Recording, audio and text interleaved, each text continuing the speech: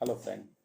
Sociology with Dhruv Dikshit channel में आज आपके साथ मैं प्रस्तुत कर रहा हूँ 14 मार्च 2023 को शासकीय टीआरएस कॉलेज रीवा में बीएचयू बनारस हिंदू विश्वविद्यालय समाजशास्त्र की प्राध्यापिका प्रोफेसर श्वेता प्रसाद द्वारा सामाजिक परिवर्तन चुनौतियाँ और संभावनाएं विषय पर दिए गए अपने सैद्धांतिक पक्ष को यहाँ प्रस्तुत कर रहा हूँ। आइए सुनिए श्वेता प्रसाद।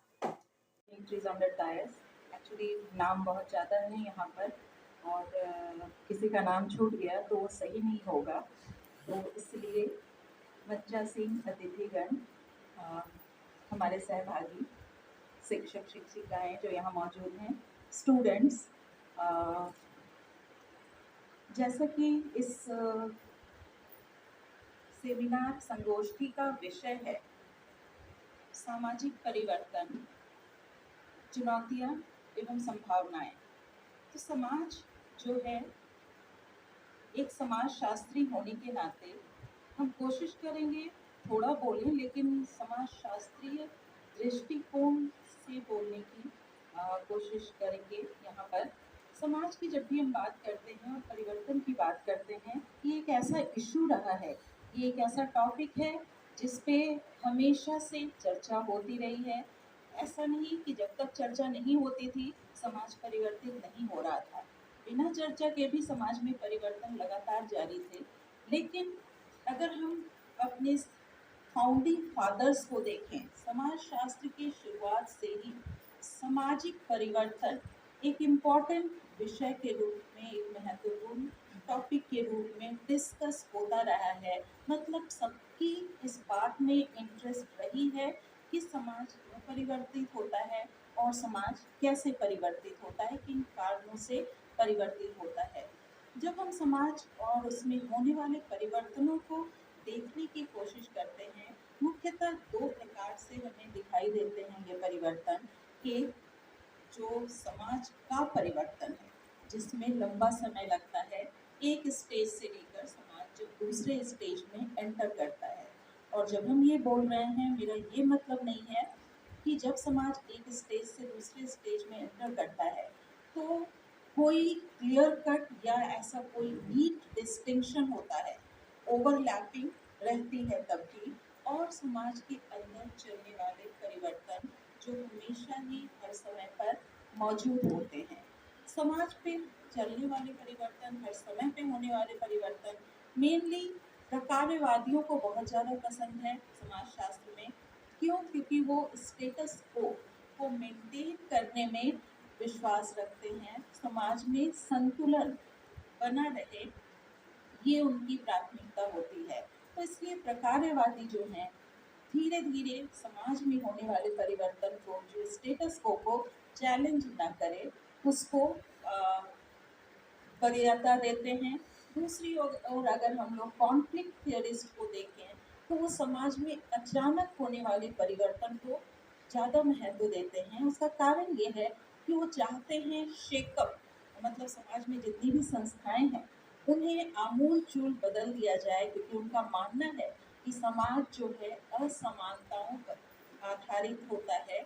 और यहाँ पर जो है एक वर्ग, क्योंकि कॉन्फ्लिक्ट थियरीज की बात कर रहे हैं तो मार्क्स यहाँ पर लीडिंग हो जाते हैं। और जैसा उन्होंने कहा है कि एक वर्ग दूसरे वर्ग का शोषण करता है, इसलिए समानता की बात अगर हमें करनी है तो आमूल चूल परिवर्तन होना जरूरी है, तीव्र गति से परिवर्तन होना जरूरी है और अचानक परिवर्तन होना जरूरी है। अब बात फंक्शनलिस्ट और कॉन्फ्लिक्ट थियरिस्ट की ना करके अगर हम समाज में परिवर्तन को देखें तो ब्रॉडली हमें तीन स्टेजेस दिखाई देते हैं समाज के स्तरों में। विभिन्न प्रकार को अगर हम देखने की कोशिश करें, मेनली इसको हम तीन टाइप्स में समराइज कर सकते हैं। पहला प्री इंडस्ट्रियल, दूसरा इंडस्ट्रियल और तीसरा पोस्ट इंडस्ट्रियल। एक एवोल्यूशन की बात जो कि, क्योंकि समाज में बहुत लंबे समय पर समाज शास्त्र में इवोल्यूशन पर्सपेक्टिव का काफ़ी महत्व रहा है, उसका काफ़ी प्रभाव रहा है। और इसीलिए अगर हम देखें, डर्कहाइम की बात करें, mechanical solidarity to organic solidarity, Marx की बात करें, primitive communism to socialism. Morgan की बात करें, savage barbarism to civilise society. जितने भी स्पेंसर की भी बात करें तो वो होमोजेनिटी टू हेट्रोजेनिटी की बात करते हैं। कॉम्ट की बात कर लें, उन्होंने 3 स्टेजेस बताए हैं, थियोलॉजिकल, मेटाफिजिकल और पॉजिटिविस्ट। तो ये जो है समाज में इवोल्यूशन, ये सारी जो अवधारणाएं हैं जो अलग अलग समाजशास्त्री देते हैं, वो कहीं ना कहीं समाज के परिवर्तन को बताने की ही कोशिश है उनके द्वारा कि कैसे समाज एक स्तर से दूसरे स्तर पर जाता है। और अगर हम सिक्लिकल थ्योरी वालों की बात करें, जैसे सरोकिन की, टॉयनबी की, ये लोग जो हैं बेसिकली समाज में, हालांकि टॉयनबी जो है वो इनसे थोड़े अलग होते हैं, कैसे चक्रीय गति से समाज परिवर्तित होता है, यानी एक सेगमेंट ऊपर जाता है, अगला नीचे आता है और समाज में परिवर्तन जारी रहता है, जैसा कि पैरेटो भी कहते हैं। तो समाज और सामाजिक परिवर्तन बहुत लंबे समय से समाजशास्त्रियों का एक विषय रहा है, जिसको उन्होंने अपने अपने तरीके से एक्सप्लेन करने की कोशिश की है। अब अगर हम लोग देखें तो समाज में जो है परिवर्तन क्यों होता है, अ, ये अगर हम देखने की कोशिश करते हैं तो कई कारण हमें दिखाई देते हैं समाज में होने वाले इन परिवर्तनों की। और क्या होता है जब ये परिवर्तन होते हैं? होता ये है कि बेसिकली जब समाज परंपरा से आधुनिकता की ओर बढ़ता है, तो होता ये है कि समाज में जो वी फीलिंग है, जो कम्युनिटी या सामुदायिक अवधारणा है, जो हम एक दूसरे के साथ बॉन्ड है, जिसको सोशल बॉन्ड कहते हैं हम लोग, वो कहीं ना कहीं कमजोर पड़ता है। सामाजिक अ, सामूहिकता, जिसको कल डर्कहाइम ने कलेक्टिव कॉन्शियसनेस कहा है, वो कहीं ना कहीं कमजोर पड़ता है जब जब समाज एक स्तर से दूसरे स्तर की ओर आगे बढ़ता है। हालांकि ऐसा नहीं है कि कलेक्टिव कॉन्शियसनेस कमजोर ही पड़ता है जब जब चीजें आगे बढ़ती है। कई सारे इफेक्ट हमें दिखाई देते हैं। ग्रोथ इन इंडिविजुअलिज्म की बात करें, सामूहिकता से व्यक्तिगत स्वतंत्रता, ये काफ़ी महत्वपूर्ण हो जाता है जब भी समाज, अगर हम मॉडर्न सोसाइटी को देखें, ट्रेडिशनल सोसाइटीज़ और मॉडर्न सोसाइटीज़ में देखें, मॉडर्नाइजेशन के बाद बेसिकली हुआ क्या है जो आज का समाज है, उसमें अगर हम देखें industrial society, post industrial society की हम लोग बात कर रहे हैं।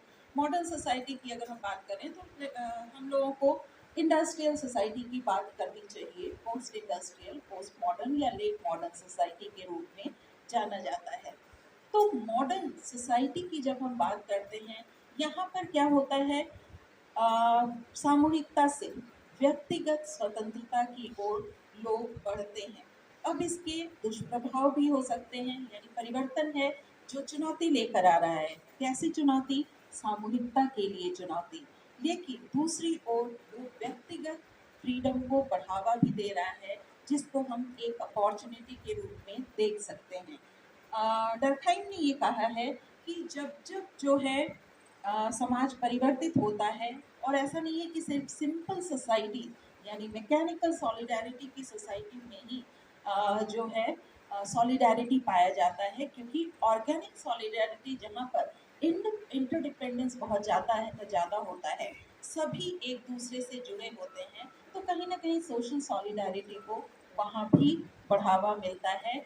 इसी तरह मॉर्गन ने जो क्लासिफिकेशन किया है, बेसिकली समाज जो परिवर्तित होता है एक स्टेज से दूसरे स्टेज की ओर, जब हम देखें इंडियन कॉन्टेक्स्ट में बात करें, इंडियन समाज जो है 4 वैल्यू थीम्स के अराउंड, 4 वैल्यू प्रिंसिपल्स पर बेस्ड रही है। अगर हम योगेंद्र सिंह के टर्म्स में बात करें, वो क्या है? Whole hierarchy, holism, continuity and transcendence. ये जो 4 वैल्यू थीम्स हैं, अगर हम देखें तो आधुनिक समय में परंपरागत भारत में परिवर्तन के कुछ ही सोर्सेज रहे हैं, जो कि बाकी दुनिया से काफ़ी हद तक अलग हैं। पूरी तरह अलग हम नहीं बोलेंगे, लेकिन काफ़ी हद तक अलग रहे हैं बाकी दुनिया से, क्योंकि यहाँ पर इस्लामाइजेशन एक प्रक्रिया रही है जिसके द्वारा भारतीय समाज परिवर्तित हुआ है।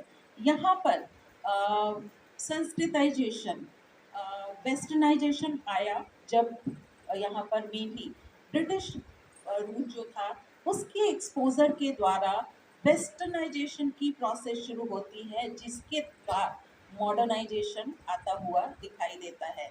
तो इंडियन समाज में परिवर्तन आया है संस्कृताइजेशन के कारण। Little tradition, great tradition, universalization, parochialization, ये सारी प्रोसेसेस जो हैं वो भारतीय समाज में परिवर्तन को बताने का काम करती हैं और एक अलग तरीके से बताती हैं।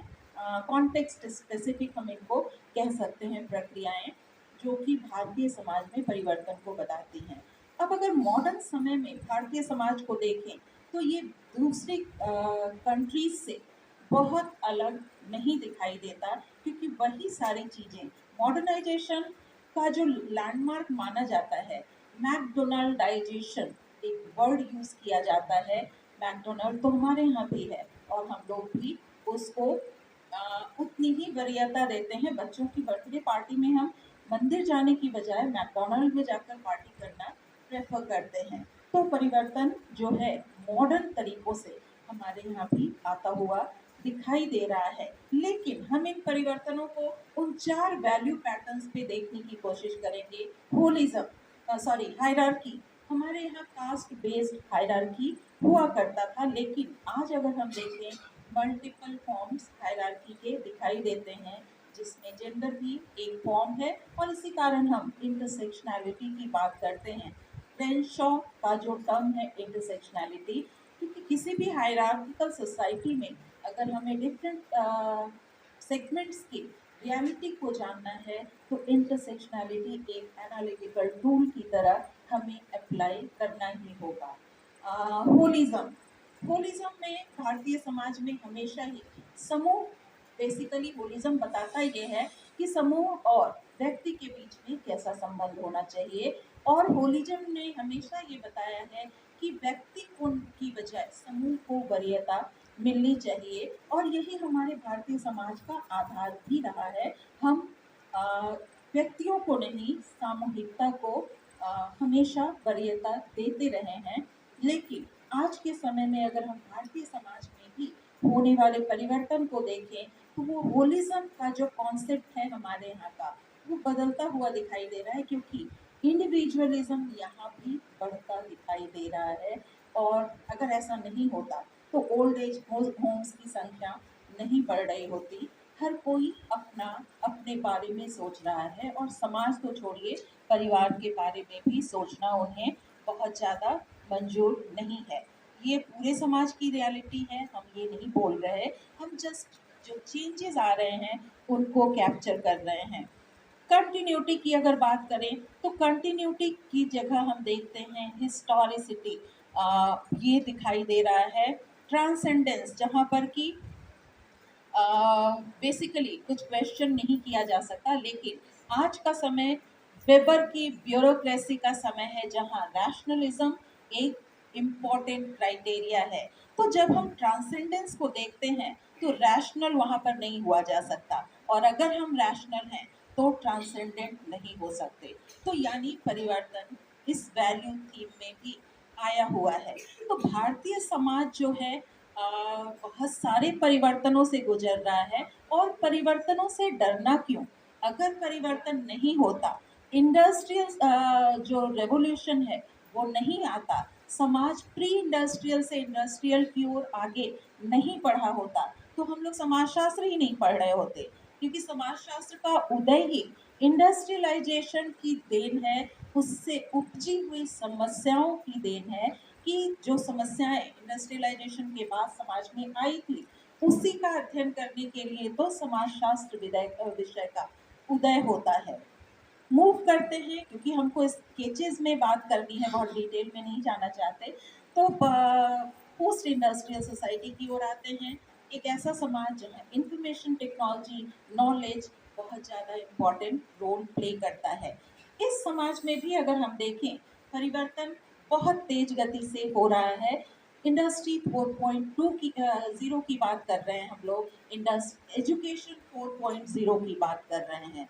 एक और हम NEP 2020 की बात कर रहे हैं, दूसरी ओर हम एजुकेशन 4.0 की भी बात कर रहे हैं। जब इंडस्ट्री 4.0 की हम बात कर रहे हैं, यानी यहाँ पर ऐसे चेंजेस आने वाले हैं जिसके लिए हम आज भी तैयार नहीं हैं। भारतीय समाज में जो परिवर्तन आएगा इंडस्ट्री 4.0 के कारण, मतलब ये ऑटोमेशन की बात करता है, ये बीसीआई की बात करता है, आर्टिफिशियल इंटेलिजेंस की बात करता है, और सबसे बड़ा चैलेंज तो हमारे सामने बीसीआई है। बीसीआई यानी ब्रेन टेक्नोलॉजी इंटरफेस। समाज जब भी परिवर्तित हुआ है, टेक्नोलॉजी का इम्पोर्टेंट रोल रहा है, और ब्रेन कंप्यूटर इंटरफेस एक ऐसी टेक्नोलॉजी है जो समाज को कहीं भी ले जाने की क्षमता रखती है। क्यों? क्योंकि आपके दिमाग में एक चिप को फिट कर दिया जाएगा और आपके बिहेवियर को उसके अकॉर्डिंग गाइड किया जाएगा। अब अगर ये अच्छे लोगों के हाथ में है तो समाज में कोई बुराई नहीं रहेगी, क्योंकि हर किसी के दिमाग को चिप से नियंत्रित करके समाज से सारी बुराइयों को मिटा दिया जाएगा। लेकिन कहीं ये टेररिस्ट के हाथ में चला गया तो हम सोच सकते हैं कि समाज का क्या होने जा रहा है। तो ये जो टेक्नोलॉजीज डेवलप हो रही हैं, अभी अभी एक वीडियो सर्कुलेट हो रहा था, बच्चा पैदा करने के लिए माँ को, मतलब ऐसा परिवर्तन समाज में नहीं आना चाहिए जो परिवर्तन आ रहा है। बच्चा और माँ का अलग ही संबंध होता है, और जब माँ गर्भ में रखती है बच्चे को 9 महीने तक, वो कोई भी, आप देखिए आर्टिफिशियल इंटेलिजेंस से आप बच्चे को छू सकते हैं, आर्टिफिशियल इंटेलिजेंस से आप किक मरवा सकते हैं बच्चे को, कहाँ से वो एक्सपीरियंस आपका आएगा? 400 बच्चे एक साथ प्रोड्यूस किए जा रहे हैं फैक्ट्री में आर्टिफिशियल वोम बना के। तो परिवर्तन बहुत तेजी से आ रहा है, हमें रुकने की जरूरत है। ठीक है, परिवर्तन जरूरी है, बहुत सारे एडवांसमेंट्स हुए हैं इन परिवर्तनों के कारण। साइंस एंड टेक्नोलॉजी में हम लोग देखें, हमने बहुत ज़्यादा प्रोग्रेस की है, लेकिन कोलरिज बेक हमें वार्न भी तो करते हैं इसके बारे में कि हम हर रोज रिस्क मैन्युफैक्चर कर रहे हैं, and we are part of risk society. आज का समय जो है रिस्क का समय है, और ये रिस्क क्यों है? इसलिए नहीं कि साइंस फेल हो रहा है, इसलिए कि साइंस सक्सेसफुल हो रहा है। साइंस की सफलता हमारे लिए रिस्क पैदा कर रही है, क्योंकि उसके डिजास्ट्रस कॉन्सिक्वेंसेस हमारे सामने आ रहे हैं। पर्यावरण को अगर हम लोग ले लें तो एक एग्जाम्पल के रूप में हम उसको देख सकते हैं। तो समाज बहुत तेजी से परिवर्तित हो रहा है, जिसमें संस्थाएं हमारी, परिवार और मैरिज एज एन इंस्टीट्यूशन अगर हम देखें, मैरिज का भविष्य हमें खतरे में नजर आ रहा है। क्यों? क्योंकि हम लिव इन की ओर बहुत तेजी से बढ़ रहे हैं। ये एक फैशन बन गया है कि live in fact live in में रहना, हम अक्सर अपनी क्लास में बच्चों को बोलते हैं कि लिव इन को फैशन मान के ब्लाइंडली फॉलो करना ये बहुत गलत ट्रेंड है, क्योंकि लिव इन जिस समाज की देन है वहां पर परिस्थितियां टोटली डिफरेंट थी।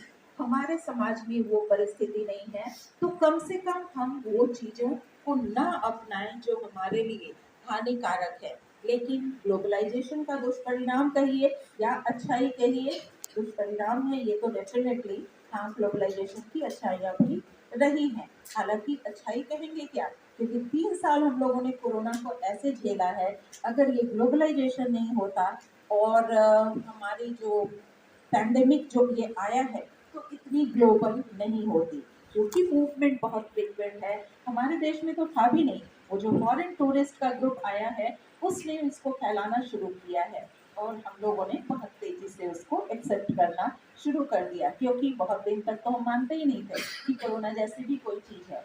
डेस्टिनी को मानते थे, भगवान को ले जाना होगा बिल्कुल ले जाएंगे, ऑब्वियसली भगवान को ले जाना होता है तभी ले जाते हैं, क्योंकि हम मेरा घोर विश्वास है इस बात में कि no death is an accident. आप जब भी मरते हैं, जिस किसी भी कारण से मरते हैं, आपका समय आ चुका होता है तभी मरते हैं। ठीक है, भगवान ने तय किया है, लेकिन आप बचिए तो, कितने बड़े लेवल पर नुकसान हुआ है। तो समाज परिवर्तन कंटिन्यूअस वे में चलता रहता है, पहले धीमा था, अब मल्टीपल फैक्टर्स हैं, इससे बहुत तेज है।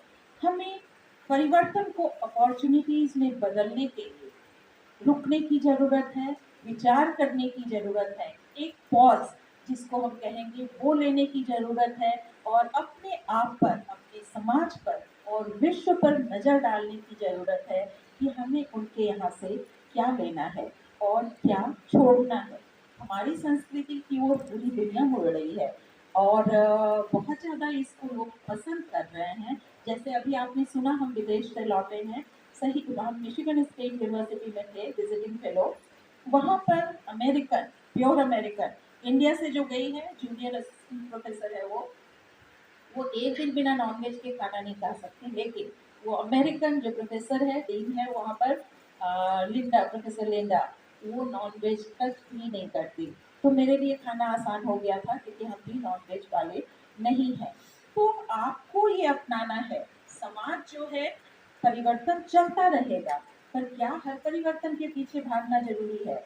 बनारस हिंदू यूनिवर्सिटी, लड़कों से समानता, समानता जरूरी है, हम भी मानते हैं, जेंडर स्पेशलाइजेशन है मेरा, महिलाओं की समानता के हम पक्षधर हैं, लेकिन समानता किन उसमें, किस तरीके से, ये बहुत जरूरी है। समानता का मतलब एक बित्ते का हाफ पैंट पहनकर घूमना बिल्कुल नहीं होता।